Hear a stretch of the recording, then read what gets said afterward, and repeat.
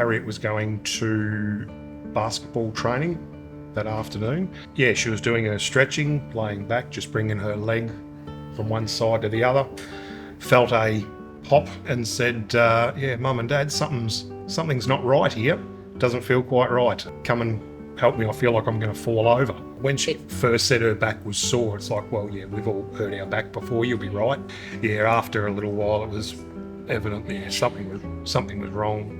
I remember making the 000 call, and they wanted me to find something very sharp in the house to drag down the bottom of her foot, but not that would cut her, and there was just no reflex. And they asked me to do it again and again and go harder, and there was just no reflex. That's when I knew something was desperately wrong. Got an ambulance straight up to Bendigo, and they said, yeah, we're going to have to take you down to the Royal Children's, and we didn't quite know at that stage what was going on. It was hard to watch once her legs just gave way. There was paralysis from the belly button down. Oh, it took 10 days for a diagnosis. Spinal cord strokes are extremely rare, equate to 1 in 1 million. And Harriet's was the 3rd in 20 years that they'd seen at the Royal Children's Hospital. There were so many lumbar punctures and blood tests and MRIs and X-rays. And when they did finally show that X-ray and showed us that here it is, this is what it looks like, small spot on her spine, this is the issue on her spinal cord. And I thought, oh, look at that, that's a tiny little spot, she'll be right. And then the news that went with that is, that she's not going to be walking again and needed to get used to life in a wheelchair, which, I probably can't really put it into words what it did, hearing that your 13-year-old daughter is, that's it, she's not going to walk again. The look on Harriet's face, and when she looked up at me and said, do something, I didn't know there wasn't much that could be done at that stage. I couldn't even believe what they just said, but they said it in medical terms, so I looked at Dad and I'm like, what does that mean? And Dad's like, he just stopped and he's like, you won't ever walk again is what they are saying. And I just, as he said, I looked at him and I was like, well, can he do something? And then I just broke down and it was like my head was somewhere else. Like I couldn't even think. Over time, we can only hope and pray, and let's hope that something we can get some positives out of this. We'll keep fighting. We're not giving up that easily. Her toes moved weeks later.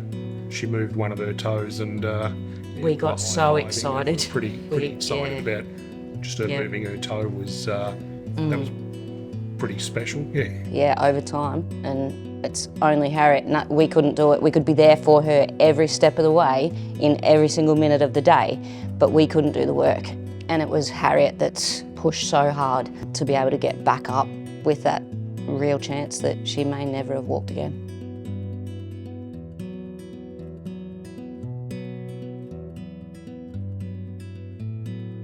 We hadn't even considered the fact that we would have to take a wheelchair from the Royal Children's Hospital home to Bendigo, and they, without us even realising what was going on, got Harriet a day chair, and a decent day chair that she could self-ambulate with. And so MAD came in and paid that hire and the rental on the chair between when Harriet was discharged in July 2023 and her new wheelchair from Melrose got delivered in at the end of February 2024. So that's a lot of rental. 3 months in hospital, all I wanted to do was go home. And that's why I could go home. There was no other way I could go home without a wheelchair.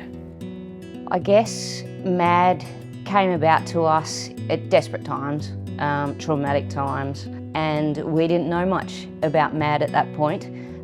Introduced to us when we needed them the most. The people that support and donate to MAD are those that they feel stories just like Harriet's.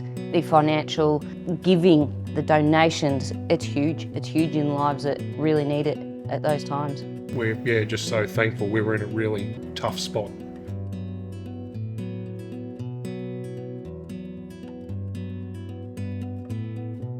It's opened up massive opportunities for wheelchair basketball.